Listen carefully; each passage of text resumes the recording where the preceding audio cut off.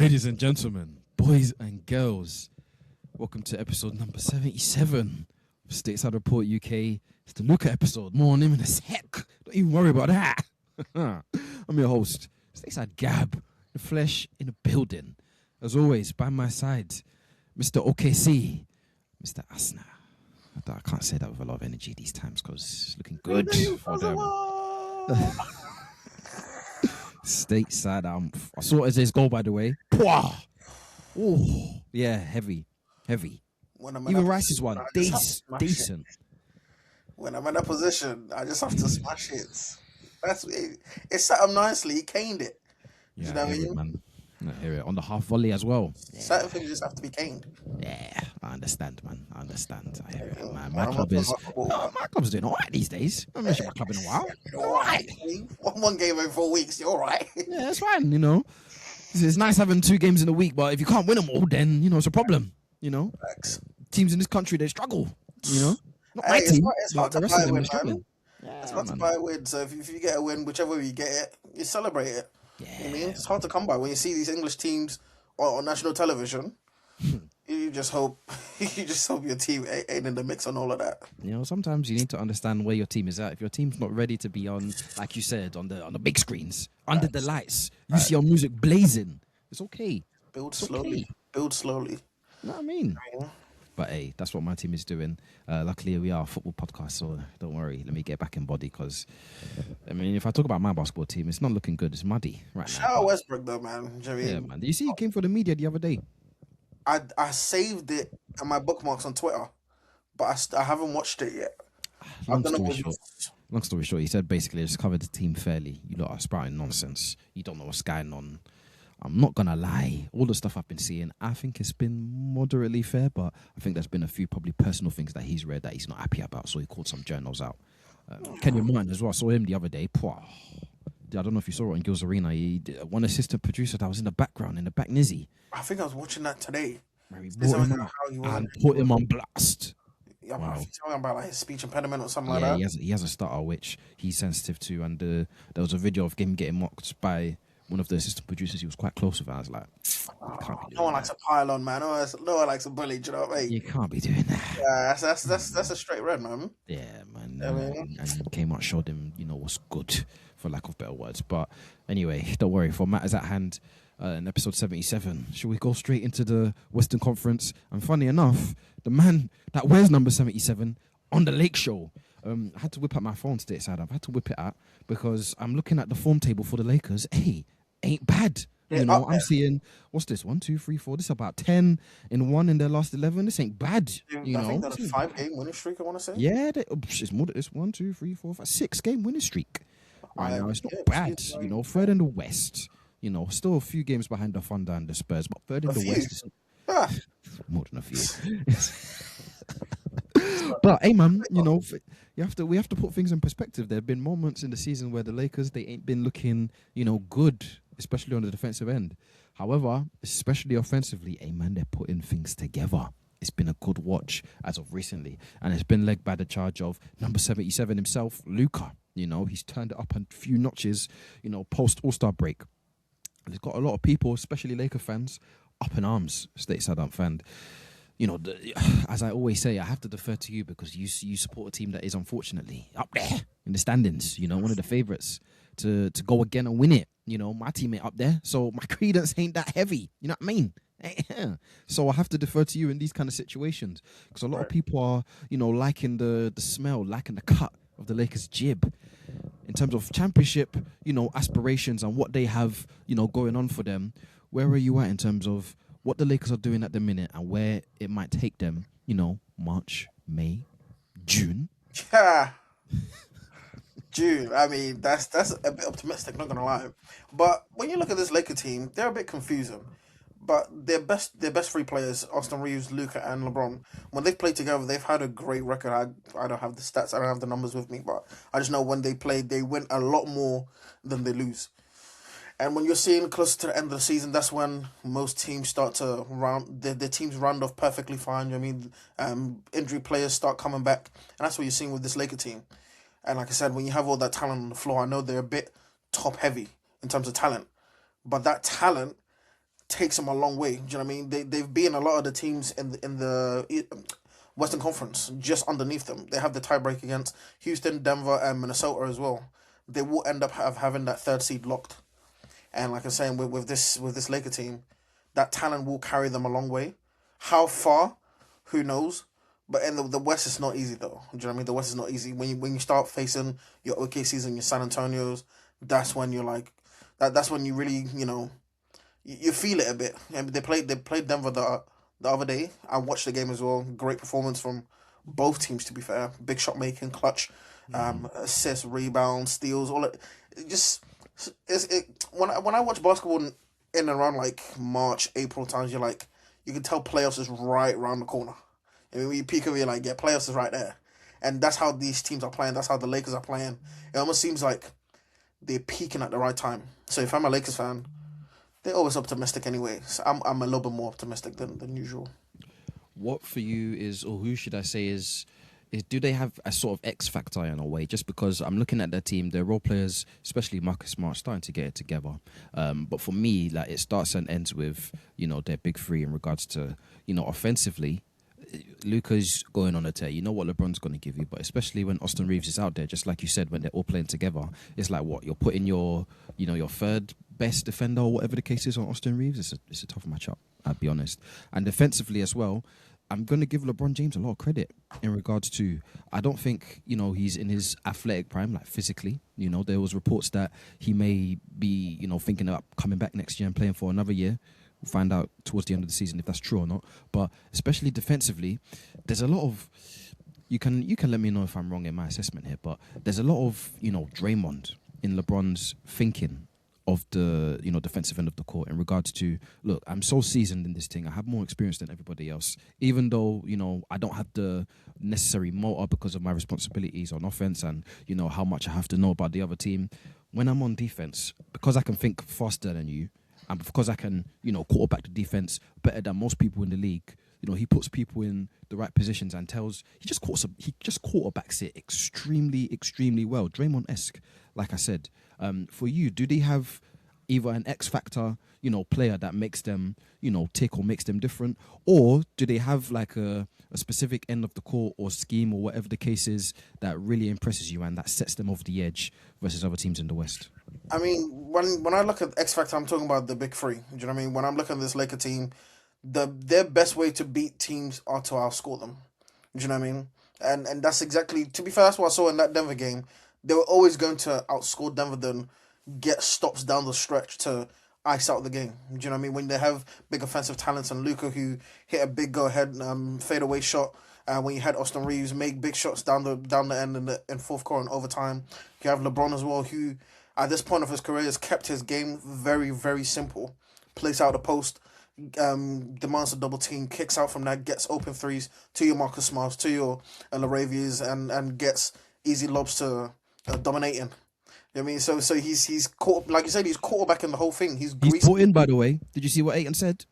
I think I just seen it before we got on here. Yeah, he said, "Listen, I'm bought in now. I understand. I'm not him. I didn't come to be demanding the ball. I've just come to be an effort guy and help us go." And as of recently, you can't say he's lying. I think most players, at one stage or another in their career, ends up looking into that mirror. Remember, Paul George as well came out saying, "I've got to the point. I just know at this point that I'm just not the first option, or I don't think I'm the first option anymore." So when you end up in teams like this, the reality hits you like a ton of bricks. So the quicker Ayton accepted his role, the better it'll be for this Laker team. Do you know what I mean? So there'll be less friction. But yeah, like I'm saying, with this Laker team, their X factor, their biggest threat is the offense. You know what I mean? They are one of the best teams in outscoring you. They just have offense, everywhere. So if you're looking at the Lakers to do anything, it's more so them outscoring teams rather than trying to get stops on defense. Shout out to Ski, one of the more recent guests on Stateside Report UK as well, Rockets fan. I watched that game. Damn, especially for Kevin Durant, he was in hell, unfortunately, When I say, LeBron James specifically, I'm very impressed with what I'm seeing on the defensive end. It's things like that, do the Lakers have the pieces to be a solid defensive team? No, they don't. However, especially when it comes to playoff time, and which is why people, should be worried if they're not, OKC or the Spurs, which we're going to touch on very shortly. Hey man, they might not have the bodies to, compete with you on the defensive end, but they got a good quarterback back there that's leading the charge, and, go double team this guy, rotate over here, drop down here, go up there. Bruv, I'm telling you, I think they're becoming a little bit underrated in regards to they're just not a flat out poor defensive team because as long as LeBron James is there, they're always going to be all right. They're always going to have a puncher's chance on that end of the court, at least in my eyes. We're not going to touch on Houston, by the way, but that was a bit smelly in regards to that game. That's concerning stuff. 100%.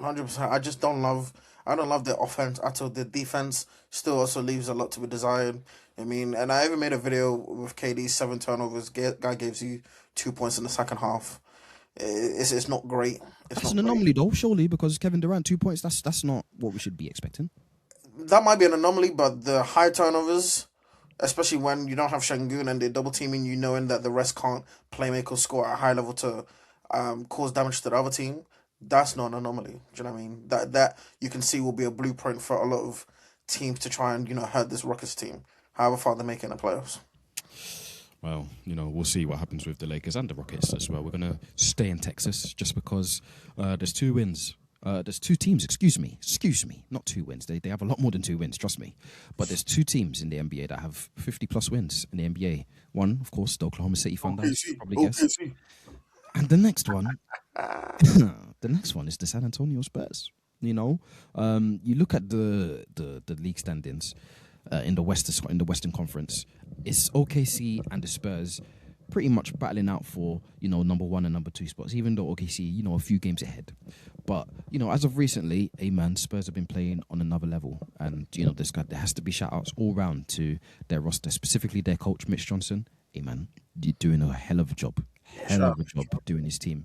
First year, people had their doubts on whether he can lead this team forward, especially coming off of Greg Popovich, but he's doing his thing. However, Stateside, I've got the pleasantries out of the way because I don't think you're going to be very complimentary in regards to where I'm going with this. The star player Wemby, he's been talking, he's been doing a lot. He's been saying, "Look, I'm as healthy as I can be right now. MVP, DPOY." Championship, it might be in the future of my team, and it could be as early as this year. As I said earlier, listen, you're one of those people that support a team that's at the tippity top of the Western Conference of the whole NBA. If you ask certain people, when you're looking down at the Spurs, let me ask you this first of all. Is that your biggest competition as it stands right now in regards to somebody being in the way of OKC going to repeat for another championship? 100%. Bro, outside of them beating us 4-1 in the regular season, just how they play. How they match up against us with the personnel that they have and the problems that they will cause with someone like Wemby if he's fit and healthy. He's not just a problem to OKC, he's a problem to anyone that they end up facing in the playoffs. You know what I mean? I like the pace they play with, the fact that they can play a lot more lineups with shooters on the court because they have Wemby out there. They don't have to play a lot of defenders that can't particularly shoot because Wemby's the ultimate eraser. Do you know what I mean? Once you get to the rim, bro, I'm seeing players go to the rim or go to the paint. They see Wemby and they back out every single time. You know what I mean? He changes the game on both ends of the court, mainly on the defensive side of the ball. I know you said he wanted both MVP and Defensive Player of the Year. I want Prime Megan Fox. We both can't get what we want. Do you know what I mean? So it's one of them. It is what it is. Do you know what I mean? Bad though. Hey, we could all get what we want. That's what I'm saying. But I hear him though. Do you know what I mean? I hear him. I just point of the season, everyone starts campaigning for I want this, I want that. I remember last season, Draymond was talking about trying to get Defensive Player of the Year out of nowhere, even though he was playing for a top 5 defense. But still, Wemby will by far and away win that Defensive Player of the Year. And we know exactly where that MVP trophy is going. Well, another story for another day. But just to quickly round off that Spurs team, great team. I mean, there'll be a lot of doubts on them because they're young. They haven't been in the playoffs since 2019. That goes into my next question. Do you think they're ready to go and win a championship this year? From my experience of watching basketball, I've seen a lot of teams have to, or superstar players anyway, they have to get punched in the mouth first. you have to lose a series. It's just it's kind of like the rite of passage in the NBA. I mean, LeBron had to do it. Shea had to do it. Curry had to do it. All these players had to do it. Tatum, you don't just do it first time round. But then when you have a talent like Wemby, which no other team has had a talent like a Wemby, who's to say they might break that mold? Do you know what I mean?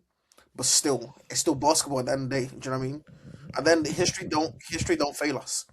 Well, you'd hope anyway. If you're not a San Antonio fan, I would hope. would hope. You know what I mean? But they're going to be a big problem. They're going to be a tough out in the playoffs, and I'm going to watch every dribble of the game just to see how they can handle the bright lights of the playoffs, because those lights so bright. They're bright. Well, it's tough to say, in regards to are they ready, just because they have that player in Wemby where it's like, as long as you have him, you have all the chance in the world to win, and I'm thinking of historically, great players in their younger years. I'm going a bit really far back, but I'm thinking of like Magic Johnson and Larry Bird. Them man were getting their licks or getting punched in the face, but at least they were hitting the finals. LeBron James is getting punched in the face, at least he's hitting the finals. So if you're putting, Wemby in that kind of young player that's on the rise, that can get to a finals and hopefully, get that experience, whether they win or whether they lose, that's what you're really asking yourself. And I could see that, OKC are an awkward matchup the Spurs are an awkward matchup for OKC. For example, they're awkward matchup for bloody a lot of teams, because does anybody really have an answer for Wemby? The Wemby stopper? Not really, So it's tough. I think they can. It's just whether, we haven't seen them in the playoffs yet in this state of what they have, So it's going to be interesting to see what they do once they actually get there, because they're going to get there, and especially the way the standards are going, they're going to get a tasty matchup at least in round one. So, because I always look at it in the playoffs that Salah just put it top corner. Sorry, I just look at it in round one in the playoffs where not round one. I just look at it in the playoffs that your star player is going to be caught. Is going to be brought into a situation where the offense is stalled. We're giving you the ball. Take us there. I know De'Aaron Fox won Clutch Player of the Year. I know some of these guards can shoot. They can self-create. At the end of the day, at some points, they're giving Wemby the ball. Can you take us there? Can you make certain shots? Can you stop the bleeding of the other team? Can you quieten the crowd with a big shot? If he can't make that, can you give us stops on the defensive end? Because obviously, like I said, you can dominate the game on both sides of the court. Can your other shooters, like I was saying, when the lights are bright and they're expecting the shots to go in, we've seen players shoot 39, 40, 41% from three in the regular season. Playoff comes around, they're shooting 29%, 30%. Remember Joe Harris? Was it Joe Harris from the Brooklyn Nets? Yeah. They paid him a lot of money now. He was losing his mind. He couldn't miss. Playoff comes around, KD's giving him wide open shots. Was barely hitting the rim. It gets in your head. So there's going to be those type of questions. The expectation of the level of expectation of fans expecting you to do what you done in the regular season and the playoffs, when we both know regular season and playoff basketball, two completely different games.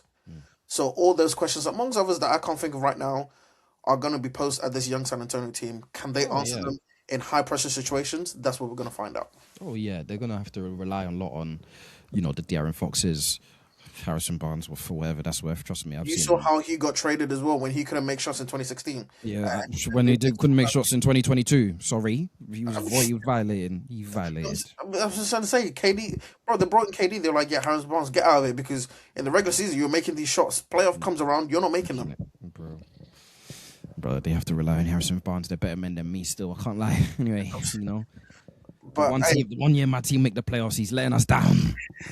You want to see? You can only sell potential for so long.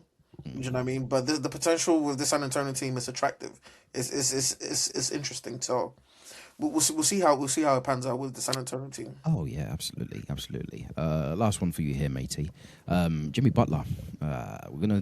There's a lot of Warriors chat these days just because they're not doing great. They got injuries here and there, and Jimmy Butler's unfortunately one of those guys that's crocked at the minute. ACL, just had surgery a few weeks ago. That's so unlucky, man. I know, right? But I've already seen him back, at least on the bench. With the guys, support his teammates. Starting his stuff. And he's already come out and said, listen, I'm trying to come back. I'm trying to play. Next year, we're going to go again, Stateside, what I'm asking you now is, listen, this is a bit of, I'm going to ask you to be Nostradamus a little bit, which is unfair, but I'm going to do it anyway. I trust you. That's what I do. It's what you do, mate. What you do. When you see the Golden State Warriors and what they're trying to do, a.k.a. get Steph Curry another championship, they're paying Jimmy Butler about $15 million a year. And he's on an expiry, he's on an expiry coming into, the summertime. He's coming into rehab as well. So he's probably not even going to be good to go in the summertime. When Jimmy Butler says, we go again, we kick on, do you see that, happening with the Golden State Warriors? Or can you see what I can see in regards to a very aggressive team that's trying to get their star player another championship before he sails into the sunset, before the window is officially slammed shut? Does Jimmy Butler have a future with the Golden State Warriors, yes or no? He might have a future with Golden State, but it'll be very, very short. I mean, but the guy's 36, 37. I mean, they've given him 120 for 2 years. That's 60 each year. You know what I mean? Some will say he earned, 60 is a lot. He didn't do much last year compared to the playoff Jimmy that they were expecting from him this year. Like I said, very unlucky. Tore an ACL that apparently he already tore in the same knee, So that's what I'm saying. It's just very, very unfortunate. And when he does come back, what's he going to do? Do you know what I mean? We were talking about OKC last year, and then San Antonio. Look at the levels that they've reached this year. San Antonio are 18-2 in their last 20 games. To win a championship, you have to go through teams like OKC, like San Antonio, best player in the world in Jokic with Denver. He might come back, sure, but Golden State aren't doing anything anytime soon. You know what I mean? They're talking about shutting down Curry for the season this year because they don't really have much to play for. If you're slugging it out in the playing two games or however many games just to face OKC or San Antonio in the first round, what the hell's the point? The oldest team to ever, just as you were speaking there, it popped into my head. Who is the oldest team to ever win an NBA championship? It's the Dallas Mavericks of 2010-11, the one that beat LeBron's Miami Heat. And by ways away, by the way, it looks like this is a combined age of the team of 105 years old, when you split it down to every single player.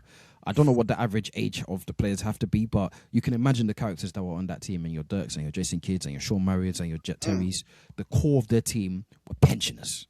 And, if I'm looking at it here, it says the 2011 Dallas Mavericks, the 97 Bulls, the 96 Bulls, the 1972 Los Angeles Lakers.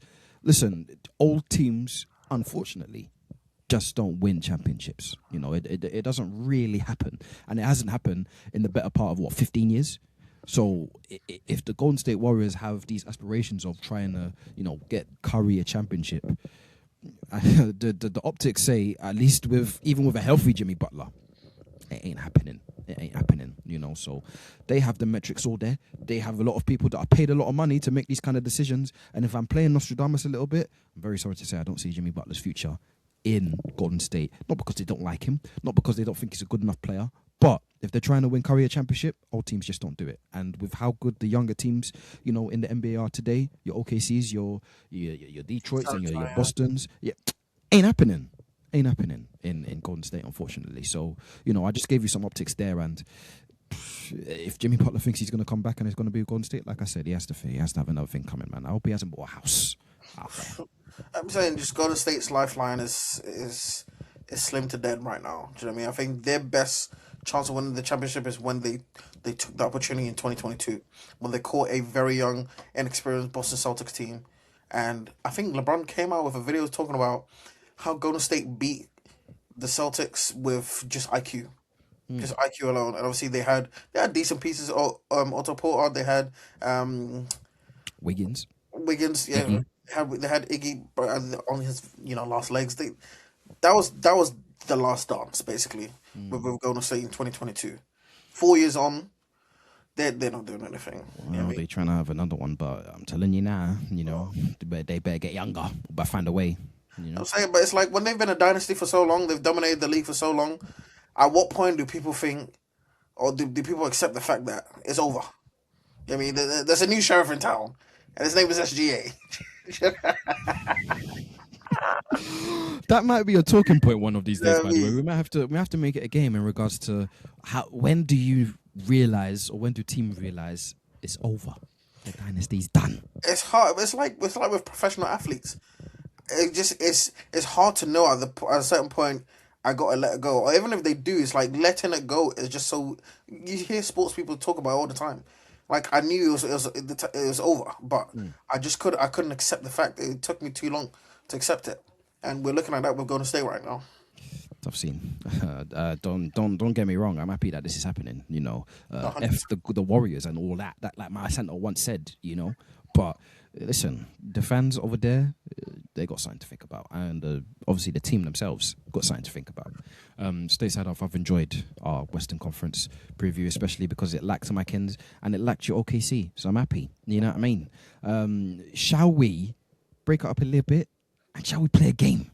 Let's do it. Let's play a game. Play a little game because it's March Madness. Bit of madness. Yeah. I can't say I'm locked in though. I don't know enough. Stateside off, I don't know enough. Bro, these lot are trying to test my college knowledge, but Are they actually? ain't really there like that, man. Brother, But I'm gonna try to keep up this year because apparently the decent lot coming out of the draft. We're gonna bring the Stateside listeners somebody very soon. Trust me. Yeah. Trust me. I'll make it my life's mission. If it's the last thing I do, college basketball analyst, they're coming on. Trust me. Maybe next week, maybe the week after. Like, he probably knows a bit. We'll get someone. Trust me. Yeah. We'll get somebody one of these days. I can't say I'm locked into March Madness. However, in the spirit of college ball, college prospects specifically, I know it's a bit ahead into the draft, so we're cheating a little bit, looking ahead into the future a little bit. But draft season, Stateside up. Have you ever seen some scout reports? Sometimes they do these draft comparisons. Sometimes it's on the money in a few years, but other times, damn, what were they thinking? Oh my days, me and you are gonna go a bit, back in the day. We're gonna be nostalgic and we're gonna reminisce in this game. I'm gonna get you to have a little guessing game. It's all in fun. It's not even that serious. You don't have to go 6 for 6 because you're never gonna go 6 for 6. It's not your bag, Playoffs is coming up, man. I should get my hand in my face. We'll see, mate. We'll see, mate. We'll see if the lights get too bright for you. But in a fun little guessing game, I want you to guess these draft comparisons. Essentially, it's an easy game, mate. You have to. I'm going to give you the prospect, and you have to try and guess what their comparison was at the time. When they were a prospect coming out of college. Yeah, let's do it. Can you do that for me? Can you do that for the people? Let's do it. I've got a few lists here because it's not easy, matey. And I'm going to give you an easy one. We always start with an easy one. Well, I like to think anyway. LeBron James, back in 2003, who do you think his draft comparison would have been? It was just MJ, right? The special one. It's the MJ. The chosen one. Well, MJ, but not the MJ that you think. Magic Johnson was his draft comparison. Oh, it was. Yeah, that's what I meant. Yeah. It's a good thing you ain't going 6 for 6, mate, because you would have flopped at the first hurdle. But hey, LeBron James, wasn't it? Yeah, they gave it to Magic Johnson. They gave it to Michael Jordan in regards to, obviously the impact and face of the league, all this. But in terms of legit play style, Magic Johnson was the one in regards to the passing ability and the, especially going inside and scoring. Yeah, and it's pretty much bang on. There's not much more to say around LeBron James and Magic Johnson. I think they got it bang on today, so I don't. Yeah, they did. Yeah. Yeah, but it was kind of like Magic Johnson and MJ kind of blended into one. And Shaq a bit. And a little bit, a little bit. Here's where it starts to get a little wicked, Dwight Howard. Now I want you to remember, Stateside. He's coming out of high school, I don't know I can't remember if he was projected score number 1, but he came out number 1. But he was a young boy. Can you have a guess who his draft comparison was? So it wouldn't have been Shaq at that point because he didn't really have the size like that. So I'm probably gonna say KG. Final answer. It's not that serious. Yeah. Dwight Howard's draft comparison was Kwame Brown. Yeah. Shout out to Dwight's retirement, man. No, but do you not see the vision in regards to 2 high schoolers, gonna be high up there? Oh, no. That's about Bro, when it come on, stops. man. Kwame Brown. Kwame Brown. Oh, he can't grab the ball. He can shoot. He can't play. He's a bona fide scrub. Careful, mate. Kwame's on the internet now these days. He might hear you. Oh, hilarious, mate. Hilarious. Kwame Brown. Man, this is why we play this game, though, because when you see the player to the comparison, is like, rah. Kwame Brown, that's a bit left, though. But I know, right? I know. I'm gonna give you another one here. This is from the 2018. No, what draft is this? I think this is 2018. Actually, I think I remember this quite well. 2018, 2017, around that era. De'Aaron Fox, my former point guard. Who do you think his draft comparison would have been?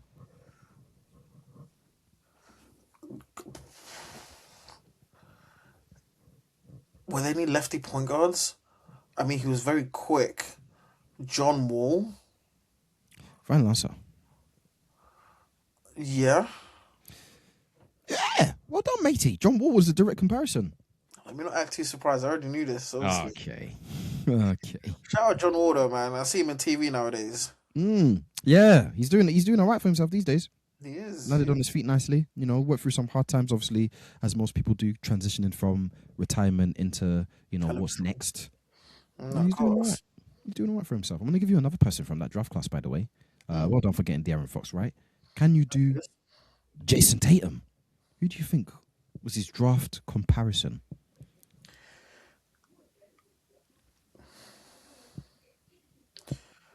Paul George? It was actually Harrison Barnes. Making these comparisons, bro. Harrison Barnes, mate. Harrison Barnes. I think that was his flaw in regards to if he weren't Jason Tatum, Harrison Barnes, mate. Bro, no? Come on, man. Harrison Barnes. Bit of Harrison, mate. Was a stalwart for my Kings for a long time. Went great in the playoffs. Went great. Man. But he did his thing. Not HB of all people, man. I'll give you a couple more. Two more. Giannis Antetokounmpo, famous, successful draft story. End of the lottery. But who do you think his comparison would have been? Giannis.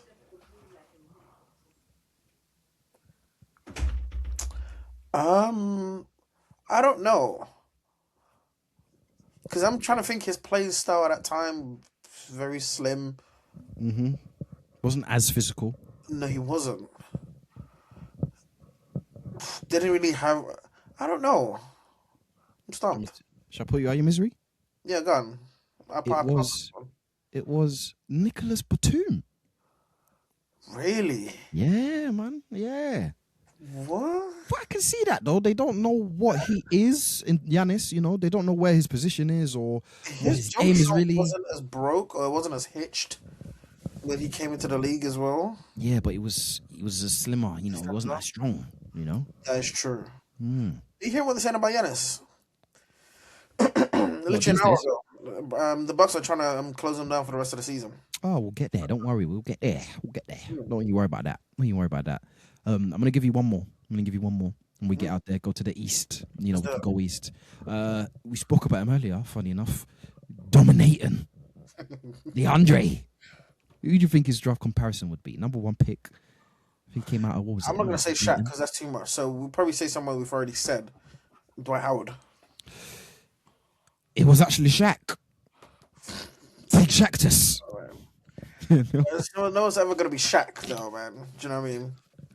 Matey, they compared him. They compared him to a young Shaq as well. I can't compare nobody to the prime D's, but young Shaq. No. At college, I was excited for him coming out of college. To be fair, I thought him and Book could really beat him. To be fair, they built the whole thing as obviously small, big sort of Kobe Shaq sort of vibe. But bro, come on, man. Shaq's one person lived to the end of the bargain. The other, chai. I don't say Book had lived to the end of the bargain, but I see him turn the ball over in TD Garden a couple nights ago, man. Hey, man. He's one person. I don't know if he should have left. If he should have stayed in Phoenix or should have left. You know what I mean? According to all reports, that man is loyal to the soil, man. I hear it, man, but basketball's a business, man. Do you know what I mean? Get out of there. A lot of teams could do it for services, man. Well, Shout out to ISO J Hoops. I haven't heard from him in a while. I hope he's good. I haven't heard from him, to be fair. Yeah, I hope he's all right. Maybe we should get him on one of these days. I thought his songs were going to be bottom feeders. I told him to his face. And he was convinced they were going to be as well. But, hey, they're all right these days. They're playing team. Yeah, they're probably going to be a playing team. Not bad, mate. Not bad. As promised, let's go east. Let's go east. Let's do it. I've got to talk about the Pistons, unfortunately. I've coined them my Pistons after they were one of my success stories of the first year of this podcast's lifespan, But they're going through a bit of a wobble, Stateside. Cade is a little, banged up, bit injured at the minute. His MVP streak or, reputation is a little bit in the mud right now. If you look at the run of form, I'll show the people what we're looking at. Ain't great, mate. Ain't great. Other apps are available. Yeah, that's true. They ain't sponsoring me, trust me. However, it ain't great. What's this? This is about. They're 5-5 in the last 10, bro. Yeah, so it's literally 500. It's not fantastic at the moment. I can't lie. I haven't seen too many of their games. I did see a little bit of their skid in form in regards to they lost 4 on the bounce. It's tough at the moment just because. I don't know what you can really put it down to, Stateside off, and it's the question I'm going to give it to you, whether it be unfair or not. When a team as young, in regards to them hitting success from where they were last year and the previous years as well, when a team finds their success, they hit the middle of the season, especially post All-Star break, when there's a lot of expectation now for them to go, win the East, get comfortable seeding. When they hit this kind of slump, what do you put it down to? Is it fatigue? Is it that lack of experience, being a real top team? Is it other teams maybe just scouting them that little bit better because, they know what to expect now that they have had a good sample size as we're coming to the, business end of the season? What are you putting it down to in regards to this slump in form for the Pistons? To be honest, I'm not too sure. I have thought about this a little bit deeper where I was thinking, as things looks right now, OKC is going to end up finishing the West for the 3rd season in a row, I think, or 4th, whatever. So there's no real change over there. But in the East, one season it was Boston. Next season it was the Cavs. Now it's the Pistons. Both Cavs and Pistons have come out of nowhere. And it's like, when you're the Pistons in this case, we expected them to be in the playoffs. Obviously last season, nice Cinderella story. But then when you make such a big of a jump and led the East for damn near the whole season, there's going to be that level of expectation. Like I'm saying, this expectation thing, because you can't quantify it with stats, I feel like some people don't really understand it. But when you're leading the East for so long, people are going to expect you to play at such a high level or at such a level every single time. If you have a bad night and you lose to the Nets, they were like, whoa, what's going on with the Pistons? But it's the Pistons at the end of the day. Do you know what I mean? You're supposed to lose these random games to the Pacers or to the Nets or whoever. But because, like I said, they've balled out this season. Cade has been MVP talks. Defensively, they're up there. They're a very flawed team. Do you know what I mean? So even though they're top of the East and they have the best record in the Eastern Conference, I was actually even meaning to make a video about this on TikTok. Some of the teams in the play-in, like your Miami Heat, your Hawks, I think they've won 10 in a row, I want to say. Charlotte Hornets. Yeah. Mm-hmm. I mean, the Charlotte Hornets. These teams are looking at it like, if we catch the Pistons in the first round, who knows? You're not hearing that talk in the West. I mean, teams are looking to avoid an OKC. Teams are looking to avoid a San Antonio. But in the East, teams are looking at it like, if we make the playoffs, if we get that 8th seed, the Pistons, they don't have that fear factor anymore. It's like they've almost peaked too early this season, I want to say. But then obviously, certain teams might switch on the playoffs, so who knows? But that's what I think anyway. Who knows? I'm gonna put it down to Cade's gone through a little bit of a slump. I was looking at some stats as you were speaking there. He's not hit pretty much any of his averages in the month of March. I know it's the middle of March, and that could change in a few weeks. But as of right now, at the time of recording, not hitting many of his averages. He's shooting it okay, but in terms of like actual scoring, production, and assist, he's not really doing it. And overall, when you look at the season, the scoring is a bit imbalanced, maybe you could say, in regards to Cade. Obviously, is leading the way, scoring, assisting, doing it all. Jalen Duren is helping him as much as he can, but at the end of the day, he's mainly, pick and roll big, clean up guy, can shoot a little bit on the mid range as well. But outside of what Cade has given you, which is a lot, outside of what Jalen Duren is, trying his best to give you, there's not a lot else out there.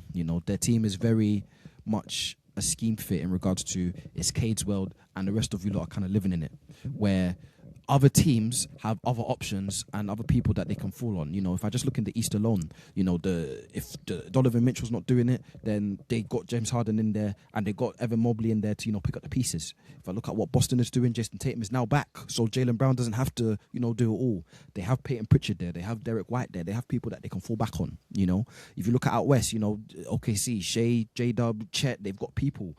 You know, even if the Spurs, they have questions in regards to, you know, outside of Wemby, is Fox really going to be him? Is, you know, Stephen Castle going to be, you know, productive in the playoffs? But for the Pistons, they're like 10-5 without Wemby as well, though. You see, okay, then. So fair enough. You're proving my point then. So the Pistons have a lot of questions in regards to, okay, outside of Cade, who else is going to follow and who else is going to, you know, pick up the pieces when he can't, you know? And unfortunately, unless Jalen Duren is going to turn into, you know, Dwight or Shaq, you know, in their pumps, there's going to be questions to be had in regards to who else is following him, because at the moment, the stats say there's no one, you know? Not to go on a bit of a tangent, doesn't that make Cade the most valuable player then? If his team is leading the East and without him, they're just not the same team. Does that not make him the most valuable player? By definition, that's what I'm saying. You know, low key. It's a lot, but it's a lot to be said for a lot of others as well. Like, are the Lakers doing as well if Luka is not there, for example? Probably not. You know, are OKC doing as well if Shea isn't? Nah, I'm not going to do that to you. Say so. I don't want to put you in that predicament. The team's stacked. To be fair, I think we've had a winning record with Shea out for those 4 or 5 weeks. Well, that's helping Cade's, you know, MVP case a lot. That's what I'm saying. So it's like, I'm not complaining because Shea, if everything goes well, should be back to back in it. But by said definition of most valuable player, it should be Cade. You know, and I'm not saying the Pistons roster is poorly constructed by any means. I'm just saying that, unfortunately, you know, you have to look at the likes of, you know, your Tobias Harrises and your Duncan Robertsons and, you know, your Saul Thompsons of the like in regards to play finishers as well. That's the thing. Yeah, but bro, Cade is up here, then Jalen Duren is like here, bro. Somebody has to, you know, do it. And specifically probably Tobias Harris in regards to, bro, you've been here, done that. You know, you've led teams in scoring in the past, you know, yourself. Especially when you can see, and you're supposed to be the vet, that Cade is maybe struggling or he has a lot on his hand. Like, I could like to think he's up there in regards to, you know, turnovers as well. Bro, do something. You know what I mean? He's slightly overrated though, man. Yeah, he was supposed to be that for the Sixers for a long time, and he just weren't. You know? I couldn't wait to get him out of Philly. Bruv, they picked you over Jimmy Butler somehow, some way. You know, you got away with it. Now you're on a new team and you're doing the same thing. Nah, you know, so unfortunately, they're going to have to really rely on somebody else outside of, you know, their top 2 guys to step up. And at least as of recently, they just haven't had that. And that doesn't bode well for the playoffs. But I'd like to think, you know, let Cade find his mojo back. You know, he's in MVP talks for a reason. I'd like to think they'll be okay in regards to second round Eastern Conference Finals, maybe. But as of right now, I can't say that confidently. Let's not sleep on the teams in the play-in. They do catch the Pistons in the first round. I won't be surprised if it goes 7. Won't be surprised if it goes 7 against the Hornets. Won't be surprised if it goes 7 against the Hawks, for example, or especially the Heat. If they face the Heat could beat them. The Miami Heat could beat the Detroit Pistons if they face them in the first round. That's interesting. I'm saying it will be very grainy. It will be very uncomfortable for Detroit. But we'll see. I mean, it's what the playoffs is about, isn't it? You know what I mean? And the Heat got 83 points. They've got 83 points on that side. The Pistons don't have that. You know? I'm saying. Yeah, you're right, bro. By like 20, 25 points like last week. So I'm saying when the team's at the top of the league or top of the table, whatever, and they don't have that fear factor, the inevitability of walking into gyms and winning games just by showing up, it gives the other team a bit of life. Do you know what I mean? Yeah. Again, 100%. Basketball and these debates and these talks, some of them you can use analytics, you can use Opta stats and this and the other, but there's just certain things you can't quantify. And there's just lack of fear factor when you're top of the league or top of the conference. That's something you can't quantify. And when you see it, you can sense it. You know what I mean? Yeah, so, I agree with you. I agree. We'll see. We'll see. You never know. Like Cade last year in the playoffs, he played well in my eyes. You know, as well as a lot of that team. Could have played better. Cade. Yeah, but the way the roster was constructed and they were facing a good Knicks team, like I think he did all right. I think he held his own. Yeah. But let's see how it projects into this year, because last year was last year. This year is this year, boys. Like I'm saying, last year was a fairy tale story, a Cinderella story. I mean, the bad boy Pistons are back in the postseason. Back. Now, this time, you have to get past the first round. You have to at least get past the first round. But it's not all. It's not all sunshine and rainbows. I'm saying. Get the playoffs started now, man. I mean, get the playoffs started now. No, I'm telling you, Let's man. cut the games to 65 games. Why not? Hey, I ain't put a clip out of what you said about Coach Kerr, man. If you wanna sneak peek, go listen to last week's episode of Stateside.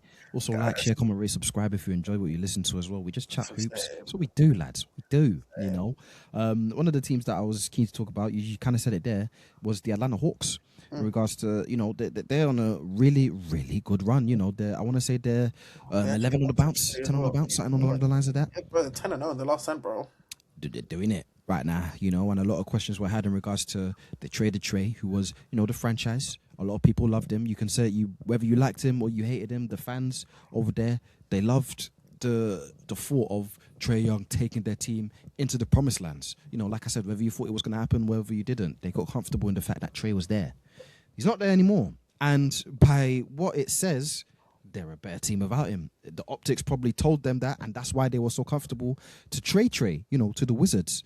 Stateside Ump, it's a very simple question for me. Are you now excited for what the future is in Atlanta? Because it looks like they finally have some sort of, direction. Yeah, I am. I'm excited in the sense of, or more so intrigued, because when Trae Young got injured earlier in the season, there was that question mark of, there's a chance Trae might get traded if, when he's out, this Hawk team actually build on some sort of team chemistry, being led by Jalen Johnson. Being led by Jalen Johnson, bro, a guy's stuffing the stat sheet. He's a walking triple-double. Do you know what I mean? And they play good defense. Obviously, they got, this was before they got Kuminga in. If they play well, if they stack in a lot of wins, this might drive Trey out the door. It might send a message say, look, we're playing well without you. Do you know what I mean? Or we can still, we're fine going in a different direction. Do you know what I mean? We can still win games without Trey. Not everything's centered around your playmaking, your table setting. We've got someone else bigger, stronger, faster. So thank you for your services. Off you pop. And that's exactly what it looks like with the Hawks. I mean, they've gone a different direction. They've built a nice team. I like the bench. Obviously, they got Nikhil there, who scored 40 points the other night. The Brian Kuminga, who is performing, in a different environment. Like I kept saying for a year now since we started the pod, he needed to leave Golden State. I mean, they've run off the team perfectly. They're a team that I feel like with more time, with more talent, they could cause a lot of problems in the East. I always like this style of play. So it's very quick. They score a lot of points. But with the whole Trey thing, I wasn't surprised that he left, and I like the direction that they're going without Trey on the team. So you're the perfect person to ask this question I have to you now, because obviously you just had a team, before you won the championship, in regards to patient development, let your guys, do what they need to do and hope they can turn into a championship team, that of course be an OKC. Now you're looking at this Atlanta team and they have, the likes of your Jalen Johnsons, and they have, your Dyson Daniels. Even though he ain't shooting it great, he's still a positive piece for them because he defends very well.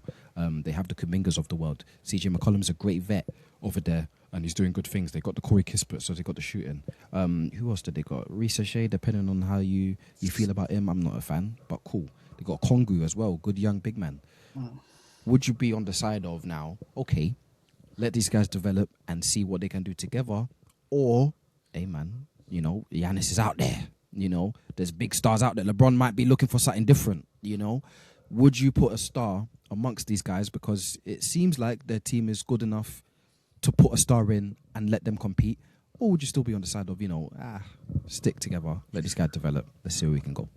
Well, then if you're a Hawks fan, you're happy hearing conversation like this around your team, because you can see that you're going in the right direction. I mean, you're setting solid foundation in a sense that you give yourself the option, or you give yourself a chance for a star player to come and play with you. Do you know what I mean? You make your project attractive enough for a star to say, or to consider. Can I go to Atlanta, see what they got going on over there, see if we can win with them. Do you know what I mean, like we mentioned, the pieces that they have around them, offense and defense, nice blend. I'm saying the foundation. I don't mind them keeping what they have right now. Just build on that foundation, solidify it, and like I said, just give yourself a stronger and a stronger option of star player coming there to say that, oh yeah, I like what they got going on there. Let me join that. Well, you know how the people are like these days, man. They don't want to wait for, the cookies to be ready. They smell it, they take it out the oven. I'm eating cookie dough. No problem. Fact. Burning the roof of your mouth and everything. I'm letting you know, the Houston Rockets did that. Look where they at. The Phoenix Suns did that a few years ago. Look where they at. Both teams with my goat on their team. I know, right? It says something. It says something, doesn't it? That's a nasty common denominator, man. What's going on? So he was the first person that came into my head. I'm sorry. Stateside up, But there's other teams as well that, they see the superstar, they see the pieces that they have, concurrently, and they just blend it and see what happens, Doesn't always come off. But in the rare instance that it does, you look like a genius. The GM has a job for life, the city has a championship. So, there's obviously positives that can come from, getting the right person in. But it's whether you want to take that risk and, mess with it's like Phoenix when they got Chris Paul. Yeah, same Just thing. set in the right position. They got Chris Paul, got to the first finals in God knows how long. That's what I'm saying.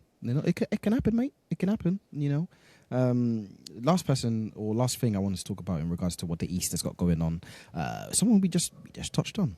Giannis, as you said, you broke the news earlier. Well, you didn't break the news, but you broke it on this platform, so well done, matey. I call you Shams. Stateside Shams over here. Giannis is fighting with the team essentially because, put a long story short, Milwaukee think season's done. Giannis, you might as well sit out the rest of these games because we're trying to compete for a lottery spot now. Giannis is like, no, I'm not injured or nothing. I'm trying to play. I'm trying to see what's going on. Do you know what I mean? Maybe we can compete for a playing spot or playoff spot if I'm really playing and you lot back it. But they're having a bit of headbutting at the moment, Stateside up. And I just need to know which side of the fence are you sitting on. Are you on the organisation side in regards to, look, optics say, and everyone around us says, season's done, sit down, let's tank a little bit.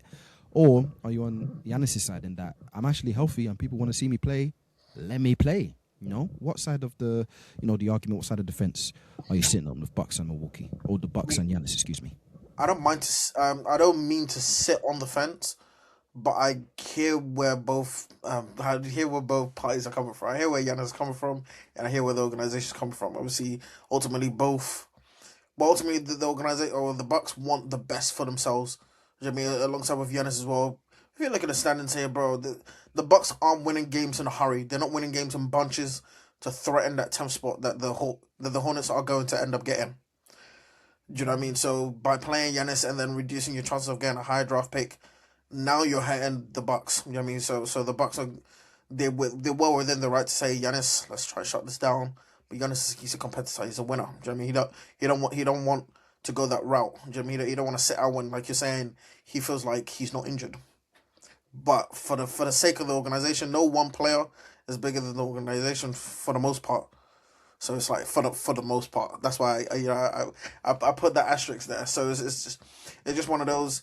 It's an awkward time in Milwaukee. You know what I mean? It's a sad time, to be fair. Like I keep saying, and I'm always on a strong belief that star talent like a Giannis should be playing in the playoffs. They should be knee deep in the playoffs, because I'm always on the thing of how do casuals end up getting into the sport by seeing electric, high flying superstar players in and around the playoffs dominating, and Giannis and the Bucks. It looks like their marriage has come to an end, man. They need a divorce and split and go their ways. Giannis needs to go to a new project and revive and resurrect his career in the latter stages of it, where he's knee deep in that prime of his. But now he is becoming a little bit injury prone as well, so we got to keep an eye on that. But like I said, I get where both are coming from, more so the Bucks than Giannis. Okay, so let's say for sake of arguments, then you're more on the Bucks side just because they have to think of themselves for reasons that you said. No one's bigger than the team. My thing on it is, unfortunately, Giannis has created this divide. Him versus the front office brought this upon himself, because I asked this question a few weeks ago and I will ask it again. are you staying or are you going? Because if you tell them what, side of the fence that you're on, Giannis, then it will make this fight a lot easier because you will know what the future holds for both of you. If you tell them, I'm staying, build around me, I'm not going nowhere, I'll even re-up, give me all the money in the world though, but I'll re-up and I'll stay with this team, then okay. Maybe they'll even let you play. Maybe they'll be like, Star wants to play, he's going to play, They'll forego getting a good draft pick because they'll do everything else to try and build around you because they know you're staying. However, if you tell them that you're leaving, then it gives them more incentive to, Giannis is going anyway. He doesn't really care about what we got going on. We have to think about ourselves. We're tanking this thing. You're not playing Giannis. Coach's decision. Matter of fact, it's not even coach's decision. Whoever the governor is, whoever the GM is their decision. Because you've told them you're not going, and because you have your plans elsewhere, you shouldn't care what's going on in Milwaukee. You shouldn't care about the rest of the season because it's a wash anyway. We ain't doing nothing without you. So because he hasn't made it clear that, where his future is or where his future resides, unfortunately, brother, you can't have your cake and eat it. As much as we would like to do that, if you tell them where you're going, then, or what you want to do, you can, have a quick resolution to this. Extremely quick. Tell them that you're staying. You get to play however many games you want for the rest of the season. They'll even let you pick your minutes. They'll let you do what you want to do because you're the face of the franchise and they believe you're going to be here for the foreseeable. If it's the opposite and they don't, then they're going to do what they're going to do, and as are you. So, again, I'm more on the side of the organization at this point because it's like, well, we don't know what you're going to do, so we have to think about ourselves, If you let them know what you're on, they will follow in due course. They will ride the wave of whatever you set, But, like I say, he's brought this onto himself, and he should have nobody to be upset at, again, by himself. And it's like what I was saying a couple of minutes ago. Obviously everyone loves a player that's loyal to the soil, but bro, it's a business. I mean, at the end of the day, you got to do what's best for yourself. And clearly, the Bucks is just not best for Giannis at this moment in time of his career, and he's just got to try and find the best solution for him, which we know will not be in Wisconsin. So you got to come out of Milwaukee and try and find something best for him. He's 31, going to be 32. Can we see that second half of your career, what it looks like? I mean, how your game will be different. How can you benefit another team? Write a different story before. Obviously, at the end of the day, the book closes on your career. It's a lot I want to see with Giannis in the second half of his career, and it just can't be in Milwaukee. Question off the back of that, because to round it off as well, because I know we've been doing a lot of yapping today, but it's been needed. Like, trust me, we've got a lot to get off our chest. I haven't seen Stateside off in a while. Hey, I was supposed to see him at an event as well. He's letting me go on me once. Hate to see it. It's just work commitments, man. Yeah, work commitments. I'll be on the next one. You got to make the manians. I understand. Course, I wanted to ask you in regards to, I saw a post on social media, it pertains Giannis, in regards to, there was a slew of players that were on the screen. I think Kawhi was there, Steph was there, LeBron was there, Durant, a few others were there. And it was titled, "These players have nothing left to prove," in regards to, their careers could end today. And we have no questions for them because their careers were 100% success, no questions asked, no debates to be had. Giannis was one of those people on that list. Do you think that Giannis's, overall legacy, career, whatever you want to call it, he has nothing left to prove to anybody? Whether he leaves Milwaukee, whether he stays, whether he joins a new team, whatever the case is, do you think that Giannis has nothing left to prove? My initial answer is he does have quite a bit left to prove. But then when you look at his resume, NBA champion, Finals MVP, the third of, one of three players that's won MVP and Defensive Player in the same season. He's won. He's got all these All Stars, all NBAs. He won a chip for Milwaukee Bucks, bro. He's done all of this. What else does he have left to prove? He's done everything. He's won everything. But he's still young. That's the only thing. He's still young, and I feel like since he won the championship in 21, injuries and like roster constructions, that's obviously kind of gone on the wayside. That's what I'm still saying. There's still a lot more he can add to what he's already done. You know what I mean? It's just the longevity of it with Kawhi, Steph, KD, LeBron is why we're saying they don't have much left to prove. Do you know what I mean? But with Giannis, I still think he does. I mean, KD, a hot take. KD didn't really have much left to prove once he got that Achilles injury. When a guy's coming back from an Achilles injury, what the hell do you expect from him? Do you know what I mean? Because they're not going to expect anything from Tatum. Look at me going on a tangent. They're not going to expect anything from Tatum coming back from an Achilles. So why did they expect KD to lead his team to a championship after coming back from an Achilles? No one's ever done that before. So why KD? Anyway, that's for the TikTok lot to they're gonna love that one. I know. That's Go ahead. for the TikTok lot to talk about. But with Giannis, I just think because he's still young. I mean, like he keeps saying, he's 31. Yes, and when he won the championship at 21, we're in 2026. What's he done in that space of time? Nothing. He hasn't. Is like I said, whether it's failed roster constructions or injuries, at the end of the day, he has not done anything of note in the postseason when he's been widely renowned as one of, if not the best player in the league. When he's on it, he has not accomplished anything in the postseason where he's supposed to be judged at. You know what I mean? Yeah, I'm on your side in regards to, listen, the Kevin Durant, does he have anything to prove? Unfortunately, we'll have that argument in the TikTok comic section, Right.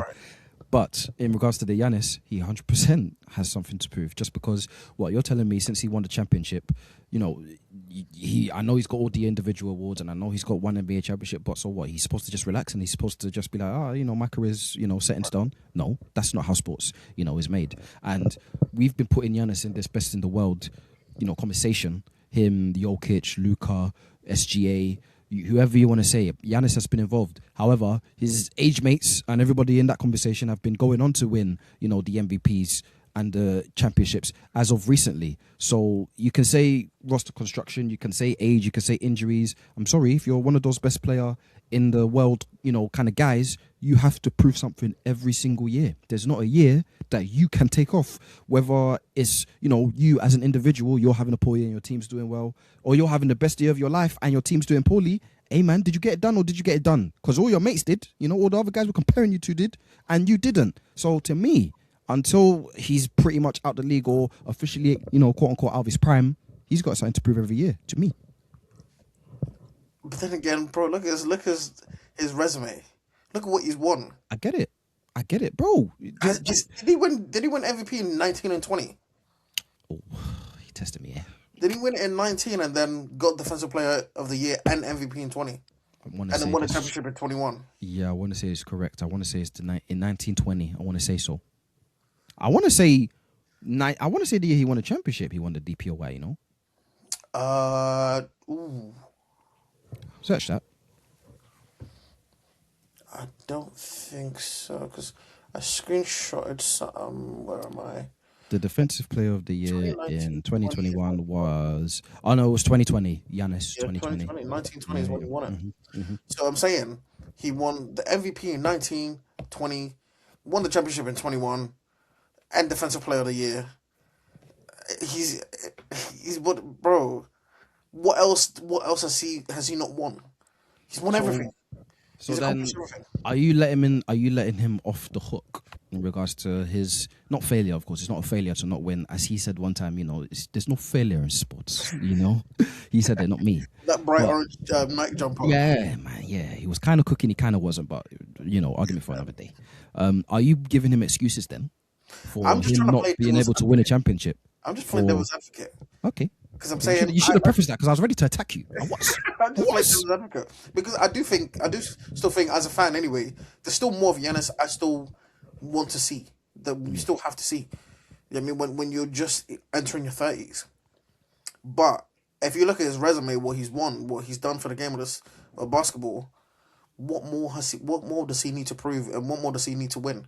But that's obviously just like the other side of the argument. So some might think that, some might think obviously what we're saying, and like you said, it's for the people in the comment section to let us know.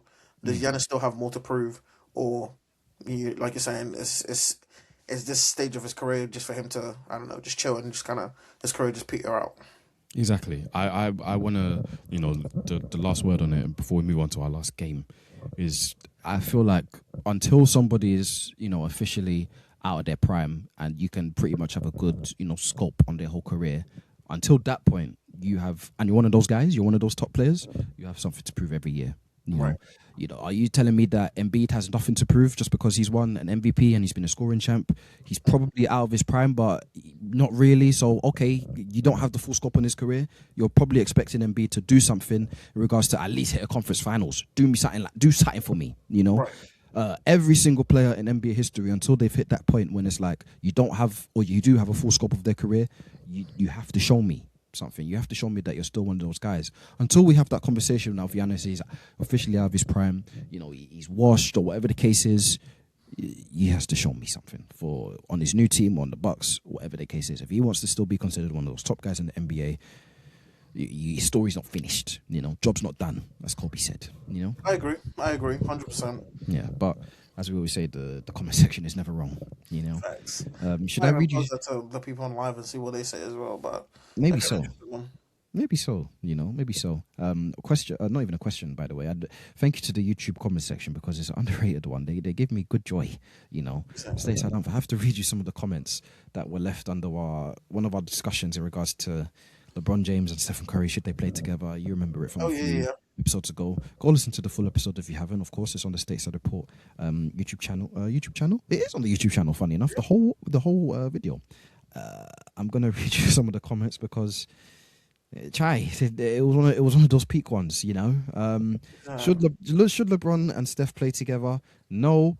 LeBron should head straight to somewhere because he has no more NBA seasons left in the tank. Just go to football. He's already done, you fool. This is worse than David Stern.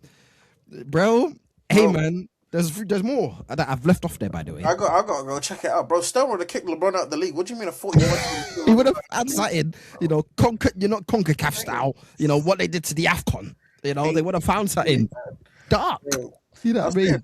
Bro, they say the dynasty starts with after LeBron leaves, but then when you look at this Laker team, they low key need him as well. So it's one of them. Can you imagine if LeBron wasn't there, what that defense would look like? I'm saying, oh damn, bro, the guy's too old, but he's just too good.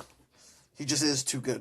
Do you know he just what I mean? don't look like the same LeBron from back in the day. Bro, he's bald now. LeBron's bald now. It's mad. He's not even trying to fake you with that the little fake. Yeah, man. Bro. He's not the black spray. He's not even black spraying it no more. Getting up there in age, man. Telling you, bro. Telling you. He's still balling out though. Trust me. Anyway, Stateside, I almost forgot before we head into our last game. A few headlines for you. I need a few quick hitters from you, just quick ones. The NBA are officially planning. Well, not officially. It's in reports that they're planning to add teams in Las Vegas and Seattle. It's expected that one of the current Western Conference teams, either the Minnesota Timberwolves or the Memphis Grizzlies, will move east to accommodate teams coming into the NBA expansion. Stateside, I think it was a year ago, or maybe months ago, I don't remember now. We spoke about expansion potentially being a real thing. It looks like it's going to be a possibility. And you weren't happy about it at the time, but have you changed your tune? Are you happy about new teams coming into the league?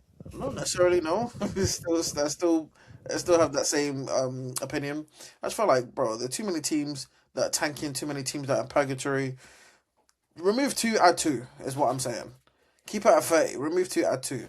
Stop, because my team will be up there in terms of removal. So please. So be it.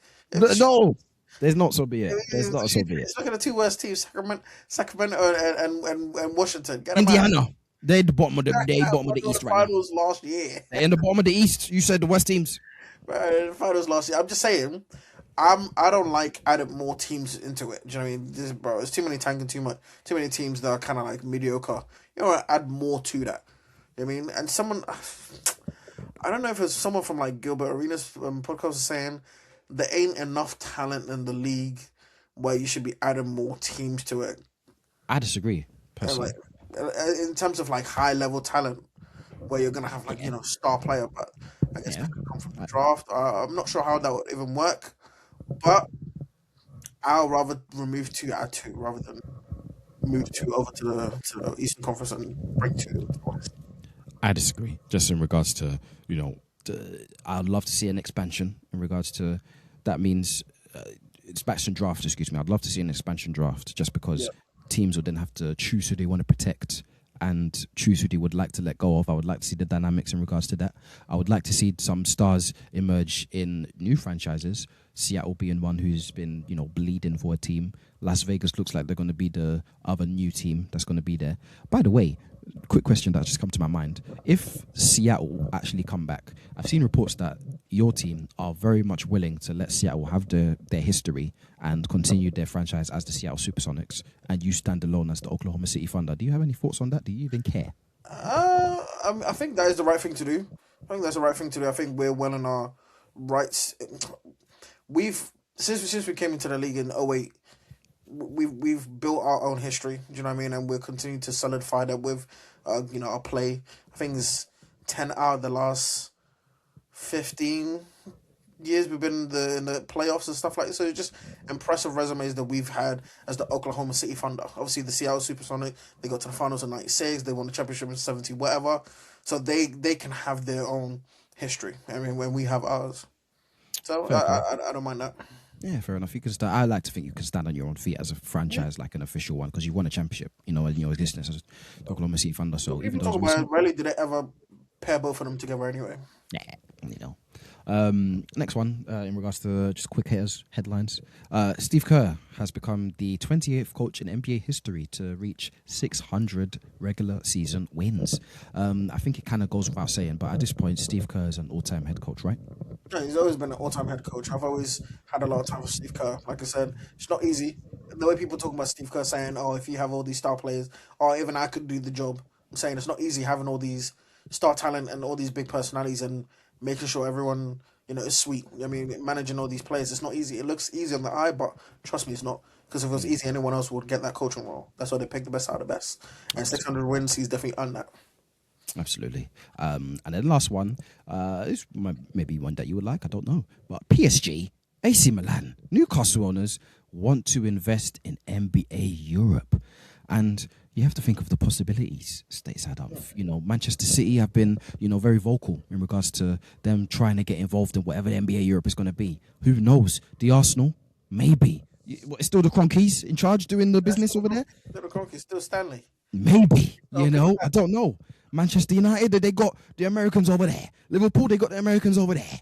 I'm just saying, stateside, it's very exciting, the developments and all the reports that are coming out, especially in this country, in regards to who's trying to get involved in this NBA Europe thing. How's it all going to look? I don't know yet. And I don't know what the reports are saying in regards to, who is solidified to be, actually, involved and who isn't. But with what we're reading and with what we're hearing, it's all sounding very exciting. I'm not going to lie. You're just hoping for a snowball effect on, like you mentioned with Man City involved in it, and then all of a sudden you hear news of PSG, AC Milan, Newcastle, the big clubs. Now you hear Manchester United, Stan Kroenke with Arsenal as well. Again, Uncle Stanley, a ring this year. American owners as well.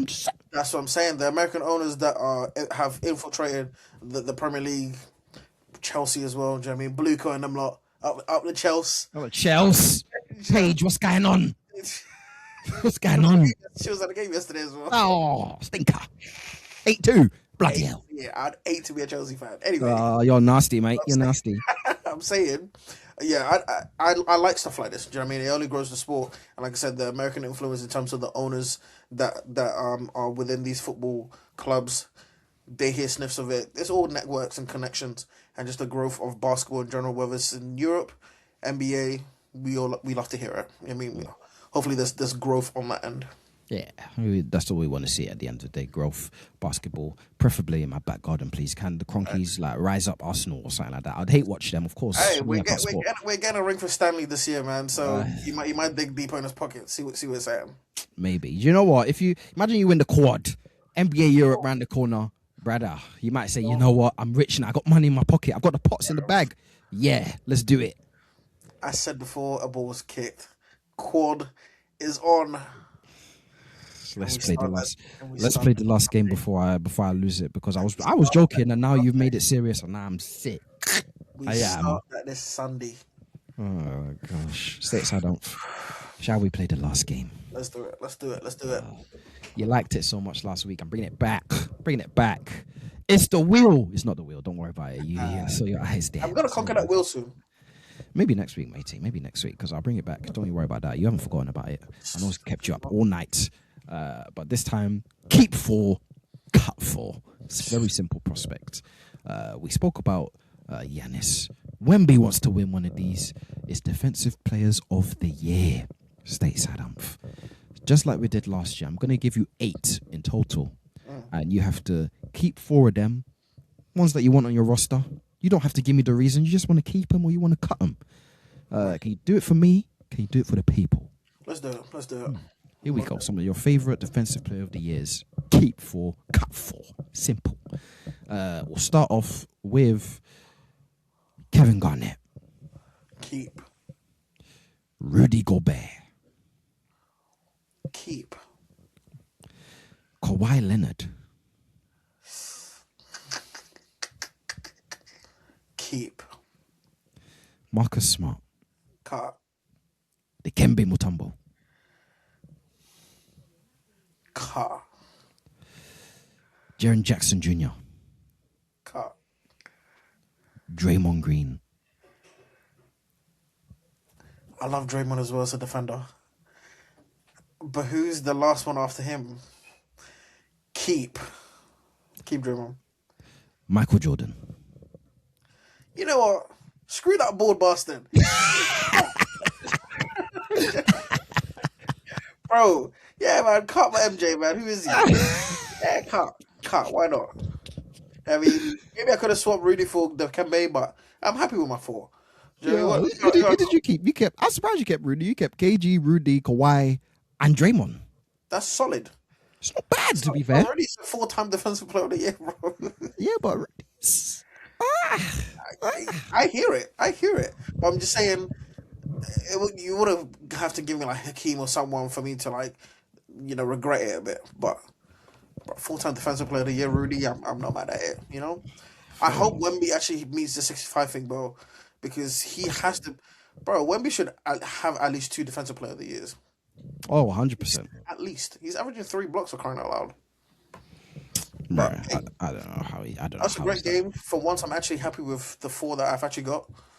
Yeah. You know what I mean? I'm happy. As I was doing my old searchy, and it is a yappy kind of episode, so I'll hit you with this last one. Still the Defensive Player of the Year theme. Rudy Gobert recently came out and said that he wants to be remembered as the best defender of all time. Is that even possible? It's not, because you have someone like Wemby. And secondly as well, I don't think the game, how it's played now, is kind to defensive anchors like him. Shot blocking. What's the term? When they protectors? drop coverage, rim protecting sort of centers where, bro, it's hard to play. It's hard to defend your Currys, Westbrooks, D-Rook, bro. I'm saying, bro, it's like the conversation I keep having. Playing center in today's NBA is 10 times harder than it was back in the day. I mean, Shaq and all these lot were playing drop coverage, waiting for you to come to the paint because no one can really shoot to really hurt you. Yeah. I mean, but when you're playing Prime Curry and stuff, you're having to like chase them off the screens and like play high, bro. But you don't think that Rudy's game can translate very nicely into, the early 2000s, the 90s, obviously even beyond that as well? Because exactly you're thinking about all-time defenders, like, Rudy's game stacks up with a lot of them. That's exactly what I'm saying. I'm saying today's game isn't kind to his style of defending.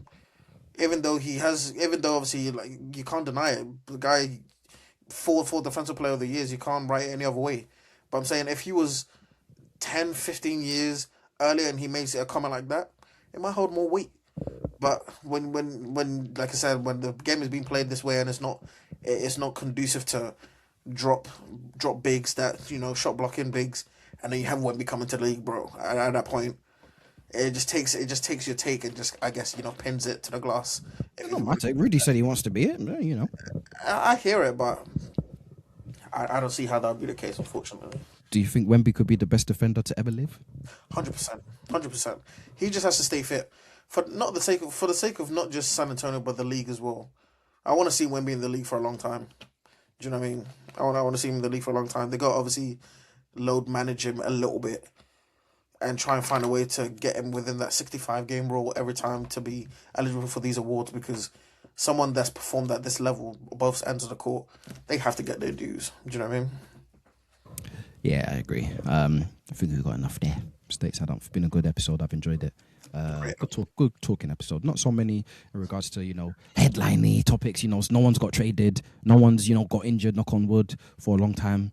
But bit of yap session NBA. We love it, mate. I'm saying, bro, playoffs come around the corner, man. Do you know what I mean? The more we have to talk about is the better. I mean, we can create conversation out of nothing anyway. 100%, mate. We've done almost an hour, 30 minutes. Yap sesh. I might even call it that. Why not, mate? Why not? We put on a lot of effort. So if you're listening, if you're whatever platform, forget to like, share, subscribe, support. You know what I mean? We'll try and bring out more episodes, more quality content. You know what I mean, like I said, playoffs around the corner, so we're gonna step it up as well. It's our postseason as well, so we'll bring our best game. Exciting guests on the way, coming soon as well. Stay tuned. Analysts, podcasters, content creators, former players. Who knows? Stick around, find out. Like, share, comment, rate, subscribe, all that jazzy stuff. Me and Stateside Tom's back again next week. Same time next week, man. Oh yes. Until then, take it easy, lads. In a bit.